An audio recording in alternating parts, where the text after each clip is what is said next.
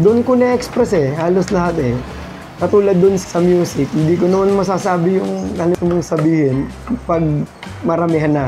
Katulad ko, mahihayin ako pag makikipag-usap ng pero pag nasa stage ako, iba na pag natugtog kami iba na ako makipag-interact sa mga tao Nasasabi ko yung gusto ko sabihin Tapos sa art naman, ganun din. Magdo-drawing ako minsan, yung mga naughty na street. Pero hindi ko naman nilalabas yun nga. Mas nasasabi ko kasi sa verbal lang na Kasi siya nakakaya pamilyadong tao ka na. Magsasalita ka lang. Pero sa comics, okay lang kasi art art. Ang laki ng dinadagdag na contribution sa art, sa entertainment. Lalo ngayon, daming gumagawa, daming Pilipino mga magagaling ngayon na sa digital art. Merong mga animator, mga independent. Minsan nga, sa bahay lang, hindi talaga gumagawa lang sila pero pinopost nila. Maganda kasi ng ngayon, sa social media. So, laki na ng platform mo napakalawak na buong mundo na yung audience mo lagi. Magpo-post ka ng mga art mo. Kasi yung iba nga, nakikita ko yung mga comics nila. Post lang nila yung comics nila. May naghahanap may nagkakaroon na sila ng cult following ganon.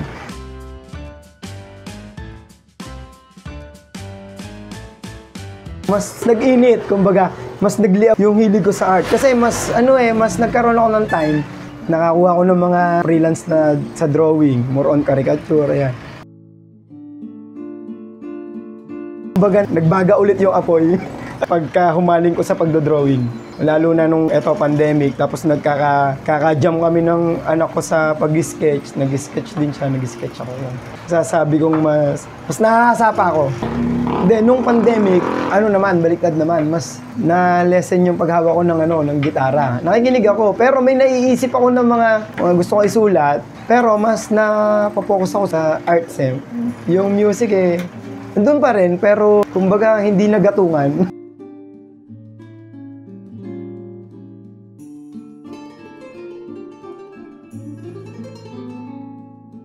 Pero alam ko na yung comics dati pa, bata pa lang ako. Nagbabasa na rin ako. Pero ako sa Funny Comics exciting yun Punta pa kami ng Binyang para makabili lang ng Funny Comics. Wala ka namang, di katulad ngayon may Facebook. Mas yung mga drawing mo, ikaw lang makakita, mga klase mo lang.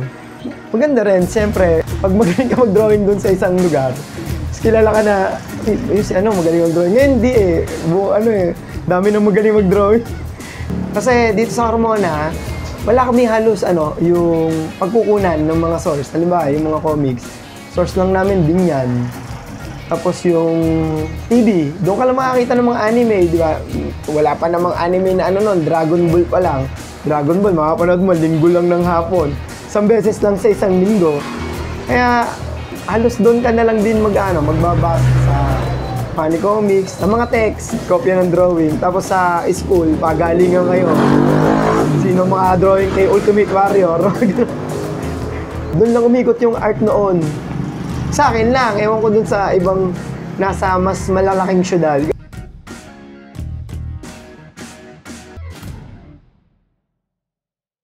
Kapitan Unoy, tawagan namin ng mga barkada ko. Bali, nagsimula yung tawagan na yun. Meron kaming dadayo ng basketball. Merong yung mga dadayuhan namin. Merong kumukuha ng mga pangsaing sa kalaban. Punta namin doon. May nagamon sa amin. Accent na taga-Carmona. Ganito. Oy, 5! Ganon. Nagamon yung isa. Mayroon kasi doon tambay, si Unoy. Sabi ngayon nung nagamon sa amin, Unoy! Ayaw namang lumaban Ganon punto namin yung mga taga-Carmona Yung simula noon, tawanan kami ng tawanan. Pinagtawanan na namin yung pangalan na Unoy. Doon nagsimula yon. Halimbawa, magtatawagan kami parang maglolokohan. Unoy, tara na.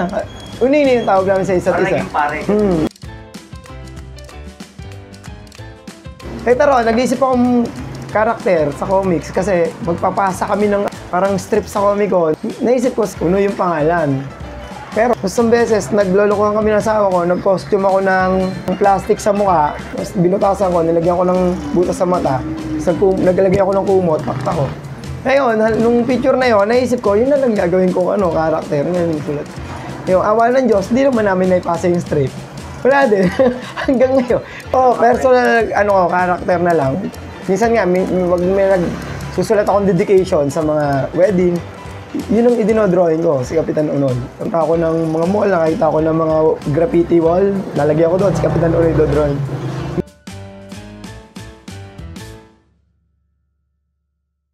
Babanda kami dito sa Carmona. Ang banda namin, Tres Dungis. Simula yung Tres Dungis, ano kami matagal lang magbabarkada. Nagsasama-sama kami sa pencil case, banda rin yung dito sa Carmona. Medyo kilala yung sa Carmona. Maraming chicks yung pencil case. Ang dami nilang kasamang chicks, lagi may chicks, lalo yung drummer. Sabi ko, gusto ko rin ganun. Sabi ko, gusto ko rin banda. Gusto ko rin ng madaming maaligid na chicks. Kaya lang, wala naman kaming maaligid. Yun nga, sumama kami sa pencil case. Roadie kami noon, taga-ayos, taga-setup ng pag na Battle of the Band yung pencil case. Ano kami yung taga-check ng speaker, kung malakas na yung gitara. Natututo kami. Ako naman, gigita-gitara na ako noon. Sabi ko kay Picha, yung drummer, ng Tres Dungis, yung nagiging drummer namin Tres Dungis. Sabi ko, ano kaya, banda kaya tayo? Tayong tatlo nila, Chris. Chris yung vocalist naman ng pencil case. Sige, banda tayo, sige. Practice kami. Si Picha, hindi pa namarunong drums. Ang tutugtugin namin noon, Ramones. Pero hindi makuha ni Picha yung drums. Practice namin noon, wala kami nabuo. 1.5 hour kami sa studio, wala naman kami nabubuo. Kasi nga, si Chris lang may experience Tapos, gumawa kami ng galon na drums. Nag-practice si Picha. Natuto na yun, nag-practice na kami. Doon na, nagtugtog na kami ng mga Green Day, Ramones, Nirvana. Nagigig kami tugtog kami ng Nirvana. Hindi ko kaya yung Smells Like Teen Spirit. Nag-blackout ako, tapos nang natumba ako sa stage. Akala nang nanonood, sinasadya ko, pero nag-blackout talaga ako.